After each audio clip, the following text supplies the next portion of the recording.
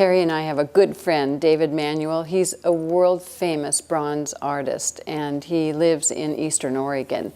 And we've done video work for him over the years, so I've been able to watch him work on pieces, get right down there with his tools and work on stuff. And I'm an artist. I really dig watching artists do their whatever it is they're doing, and David is he's a perfectionist, and I've loved how he might be working on a foot of a little boy, and he will work it for an hour and a half, and it's that part of that she-ness we have where we hyper-focus. And so after watching him many, many times, I told Terry I'd like some clay. So he got me some clay. David gave it to him. And we got home and he surprised me with this big lump of clay.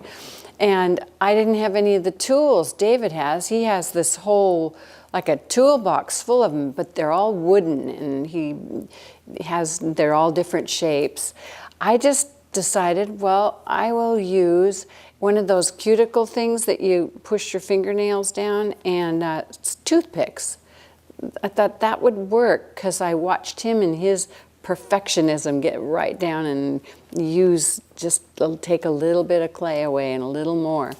And I decided what I wanted to do was portray the power we mothers have. The hand that rocks the cradle rules the world type power.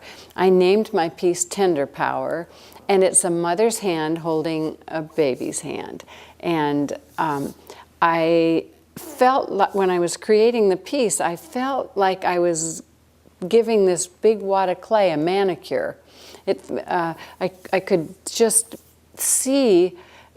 I used my hand because I've got 5 fingers, or I've got 4 fingers and a thumb.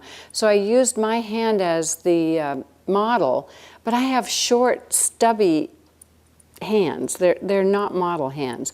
But what I got to do with the clay is make the fingers long like a model's hand, make her nails long, and I put a wedding ring on her. And the baby, at the time I had a few babies around me, grandbabies, and I could use those fat little sausage hands as my model. And I had Terry take pictures of babies' hands when I'd have them over at our house. And so I created what I call Tender Power, and it's in bronze. David at the foundry can make this material any color that you want.